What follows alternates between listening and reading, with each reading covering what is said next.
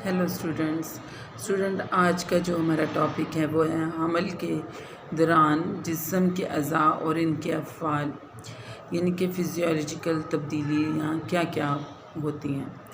तो ये काफ़ी अहम टॉपिक है, इसके ऊपर हमें काफ़ी कुछ पता भी होना चाहिए।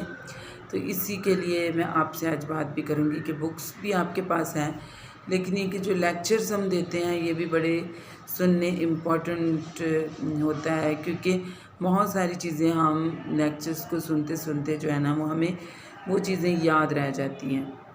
तो नॉर्मल हमल का जो दौरानिया होता है वो 280 दिन का टोटल दौरानिया होता है, लेकिन इसमें जो है 7 दिन आप कम भी कर सकते हैं और 7 दिन बढ़ा भी सकते हैं। ज़रूरी नहीं कि वो एक्यूरेट 280 ही दिन के बाद डिलीवरी हो जाएगी, आप उसमें कम भी कर सकते हैं और ज़्यादा भी कर सकते हैं।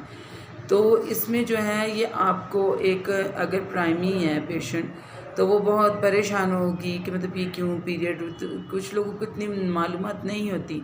तो आपको ये बताना है कि जब वो आपके पास विज़िट पर आए तो आपको ये उसको बताना है कि ये आपकी माहवारी क्यों रुक गई है, उसके बारे में आप एक मिडवाइफ की रिस्पॉन्सिबिलिटी है कि वो उसको बताए। दूसरा ये कि वो औरत को पूरा उसके विज़िट्स का एक पूरा चार्ट बना के दे कि उसको किस किस तरीके से आना, और उसको हमल के 3 दौरानिया को डिवाइड करके बताए। पहला जो है उसको बताए कि पहला ट्राइमेस्टर जो है उसका वो 1 से 12 हफ्ते तक का जो है वो क्या होगा, उसका पहला ट्राइमेस्टर होगा। सही है, तो इसमें पहले 3 महीने आ जाएंगे। और सेकंड जो ट्राइमेस्टर होगा वो होगा उसका 13 से लेके 28 हफ्तों का तक का ये जो होता है ये होता है सेकंड ट्राइमेस्टर। और सेकंड ट्राइमेस्टर जो होता है ये चौथे महीने से जो 7 महीने तक होगा ये सेकंड ट्राइमेस्टर होगा। और तीसरा ट्राइमेस्टर जो है वो क्या है, वो 29 से लेके 40 हफ्तों तक, मतलब कि वो फिर 7 महीने से लेके जो 9 महीने तक का पूरा पीरियड है ये उसको उसने बताना है। और उसको विज़िट की पूरी बतानी है तफसील के उसको किस किस तरीके से विज़िट करने हैं उसको। आगे जाके मैं कुछ आपके साथ एक वीडियो और भी शेयर करूँगी जिसमें हम एंटीनेटल के विज़िट और उस एंटीनेटल के बारे में मैं आपको बताऊँगी। अब जो है वो औरत को आपने बताना है अब जो तब्दीलियाँ आएंगी उसकी 12 हफ्तों के में जो तब्दीलियाँ आनी हैं वो क्या क्या तब्दीलियाँ आती हैं। सबसे पहली तब्दीली औरत में ये आती है कि उसको क्या एमेनोरिया हो जाता है, एब्सेंस ऑफ द मेंस्ट्रुअल हो जाते हैं, यानी कि उसको पीरियड्स नहीं आते।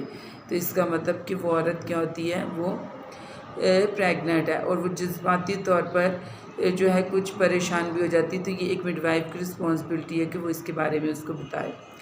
फिर उसके बाद जब वो प्रेग्नेंट होती है तो उसके फर्स्ट जो पहले जो 12 हफ्ते हैं उनमें मतली का एक साइन जो है वो आना शुरू हो जाता है। वो मॉर्निंग सिकनेस आनी शुरू हो जाती है कि मतलब कुछ औरतों को मॉर्निंग सिकनेस होती है और कुछ औरतों को इवनिंग सिकनेस होती है। तो उसमें ज़रूरी है कि ये बताना कि मॉर्निंग सिकनेस में क्या कि औरत जो है वो अपने खाने पीने का ख्याल रखे कि सुबह उठते ही कुछ ना कुछ खा ले और फिर पूरा दिन में भी कुछ ना कुछ खाती रहे। अगर ये बहुत ज़्यादा सीवियर कंडीशन है तो फिर उसके लिए कोई भी एंटी एमेटिक जो है वो देनी पड़ेगी। उसमें कोई भी वॉमिटिंग के लिए टैबलेट हो सकती है, जैसे कि नोविडॉक्सन, एनवीपी, ये जो है ये टैबलेट्स दे सकते हैं। ग्रेविनेट उल्टी के लिए अगर सीवियर कंडीशन है तो तब दे सकते हैं, लेकिन ये खुद ब खुद आपने बताना है कि 3 महीने बाद ये ख़त्म हो जाएंगी।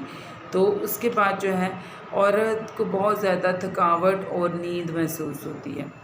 तो ये एक नॉर्मल है, तकरीबन सभी औरतों को ये ऐसे ही होता है जो प्रेग्नेंट होती हैं। तो ये भी 3 महीने के बाद ये कैफियत खुद ब खुद क्या होनी शुरू हो जाती है, ये ठीक होनी शुरू हो जाती है। इसमें परेशान होने की बात नहीं है। वो अगर बताए भी आपको कि मुझे बहुत ज़्यादा नींद आ रही है तो आपने उसको बताना कि ये 3 महीने के अंदर अंदर खुद ब खुद सबसाइड हो जाएगा। फिर औरत का जो जब हम मायना करते हैं और वो खुद भी औरत को आपने बताना होता है कि अभी आपका पेट बढ़ेगा, यूट्रस में बड़े यूट्रस का साइज़ भी अब बढ़ना शुरू हो जाएगा इन्हीं 12 हफ्तों में, क्योंकि अब इसमें ज़ाहिर बात है बच्चा जब अपनी पर बढ़ेगा तो फिर यूट्रस का साइज़ भी, height of funds Aahista Aahista वो बढ़ता जाएगा। और आपने औरत को ये बतानी है सारी चीज़ें, फिर आपका पॉइंट आ जाएगा कि उसका ब्रेस्ट इनलार्जमेंट होनी शुरू हो जाएगी। तो आपने बताना है कि ब्रेस्ट इनलार्जमेंट साइज, आपके जो ब्रेस्ट का साइज़ है वो कुछ हद तक थोड़ा बढ़ना शुरू हो जाएगा, कुछ उसमें तब्दीलियाँ भी आनी शुरू हो जाएंगी। उसमें जो है इनमें थोड़ी कभी कभी झुंझलाहट, कभी पेन भी महसूस होगा। तो ऐसा छातियों में दौरान खून ज़्यादा होने की वजह से हो रहा होता है, सही है। तो ये कोई उस आपने बताया ना कि ये परेशानी की बात नहीं है। और कभी कभी आप बता सकते हैं कि इनके ऊपर जो रगें सी हैं वो भी फूल जाएंगी, तो ये कोई इतनी परेशानी की बात नहीं है। ये नालियाँ बच्चे की पैदाइश के बाद अक्सर दोबारा फिर क्या हो जाती हैं, गायब हो जाती हैं। आपने उसको बताना है कि अगर ये रोनुमा हो भी रही होंगी तो ये आहिस्ता आहिस्ता फिर क्या हो जाएंगी कि ये गायब हो जाएंगी, तो इसमें परेशान होने की बात नहीं है। तो उसके बाद आ जाता है हमारा पॉइंट, जिल्द पर स्याह टाइप के जो धब्बे और पेट पर एक दरमियान में एक लाइन आएगी अम्बिलिकल से पूरा डायरेक्ट ऐसे सीधी स्ट्रेट लाइन आएगी।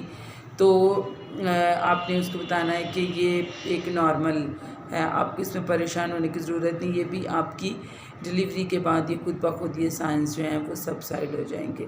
और निप्पल के गिर्द का जो एरोला है ये गहरे रंग का हो जाएगा। अगर लाइट ब्राउन है पहले तो वो फिर क्या हो जाएगा, वो डार्क रंग का, वो मतलब ब्लैकिश कलर में आ जाएगा। तो ये क्या हाइपर पिगमेंटेशन हो रही होती है हार्मोन की चेंजेस की वजह से। तो ये आपने उसको पूरे तरीके से अच्छे से बताना है। माँ को बच्चे की हल्की हल्की हरकत जो है वो महसूस होना शुरू हो जाएगी कब, 3 महीने के बाद, यानी कि फर्स्ट ट्राइमेस्टर के बाद उसको क्या ये हरकत जो है वो खुद ब खुद क्या होनी शुरू हो जाएगी, मतलब महसूस होनी शुरू हो जाएगी। और फिर इसी कंडीशन में औरत को बहुत ज़्यादा पेशाब आना भी हो सकता है। तो अगर औरत को बार बार पेशाब करने की ज़रूरत महसूस होती है तो आपने उसको कहना कि ये परेशानी की बात नहीं है। ऐसा हमल के इब्तदाई दिनों में मसाने पर प्रोजेस्टेरोन के असरात की वजह से होता है। तो लेकिन ये इन्फेक्शन की सूरत में भी हो सकता है। आपको इस बात का भी ध्यान रखना है कि अगर बार बार पेशाब आ रहा है तो ये इन्फेक्शन की वजह से भी हो सकता है। तो इसकी जांच पड़ताल होना बहुत ज़रूरी होता है कि आपको उसका टेस्ट करवाया जाए प्रॉपर तरीके से। और जो है मतलब उसका यूरिन डीआर होना बहुत ज़रूरी है कि कहीं कोई उसको यूरिन का तो इन्फेक्शन नहीं है। फिर उसके बाद वजाइना का मायना करना बहुत ज़रूरी है कि अगर कोई वजाइना में से मवाद या कोई डिस्चार्ज आ रहा है तो उसका आपको पता होना चाहिए कि वो कौन से कलर का है। पिंक तो नहीं है, ब्लू तो नहीं है, स्लेटी माइल तो नहीं है, या सफ़ेद है। तो ये आपको सारी चीज़ें उसको पेशेंट को भी बतानी है कि अगर इस कलर का कोई मवाद आए तो आपको फौरी तौर पर क्या है वो क्या करना है, इन्फॉर्म करना है या आना है, या आपको नेक्स्ट जो विज़िट हो, या अगर बहुत ज़्यादा आ रहा है तो फौरी तौर पर आपको आगे दिखाना पड़ेगा। और हमल के दौरान होने वाली अलामत जो होती हैं वो 12 हफ्ते में अक्सर जो 12 हफ्तों में होती हैं वो खुद ब खुद सबसाइड हो जाती हैं। फिर उसके बाद जो है आ जाते हैं सेकंड ट्राइमेस्टर में। इसमें जो है ये हमल का जो 5वें महीने के बाद का ये पीरियड होता है, इसमें औरत को बच्चे की हल्की हल्की हरकत महसूस होगी। कभी कभी बैठे बैठे उसको कुछ पल्पिटेशन सी महसूस होगी। तो ये एक नॉर्मल है। शुरू में ही बच्चा उसमें एकदम घूमना नहीं शुरू कर देता, स्टार्टिंग में थोड़ी थोड़ी पल्पिटेशन टाइप का महसूस होता है। तो अगर औरत इससे घबराए तो आपको ये बताना है कि ये फ़िक्र की बात नहीं है, बल्कि आपका बच्चा जो है वो मूवमेंट कर रहा है, तो ये बच्चे की हरकत है।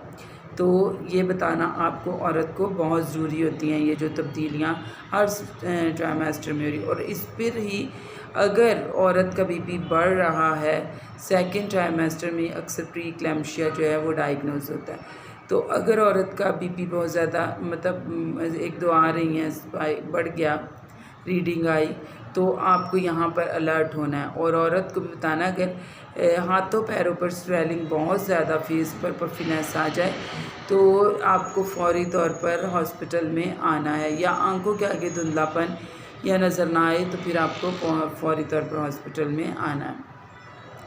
तो उसके बाद आ जाएगा कि यहाँ पर ही सेकंड ट्राइमेस्टर में ही औरत का जो वज़न है वो बढ़ना शुरू हो जाएगा, क्योंकि अब इसमें जो ये टाइम होता है, इसमें माँ का वज़न भी कुछ बढ़ रहा होता है और कुछ फीटस का, कुछ इम्यूनिटिक फ्लूइड, ये सारे हमल के दौरान वज़न में जो इजाफ़ा है वो मुख्तलिफ़ चीज़ों अज़ा की वजह से होता है, जैसे फीटल प्लेसेंटा और इम्यूनिटिक फ्लूइड की वजह से, और छातियों का साइज़ भी, ब्रेस्ट का साइज़ भी बढ़ जाने की वजह से होता है।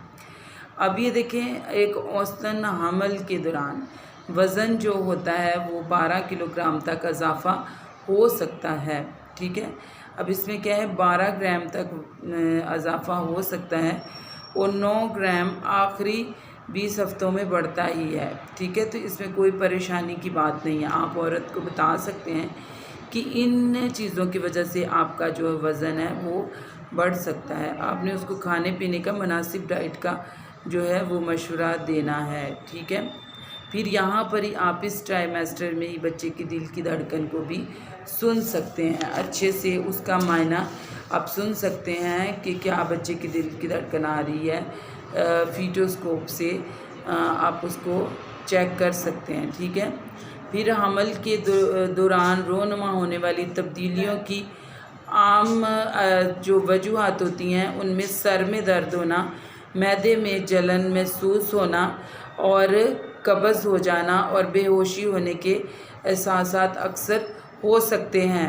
तो ये सारी वजूहात होती हैं हमल के दौरान जो मुश्किलात पेश आ रही होती हैं। बाकी जो थर्ड ट्राइमेस्टर है उसको हम बाद में फिर डिस्कस करेंगे।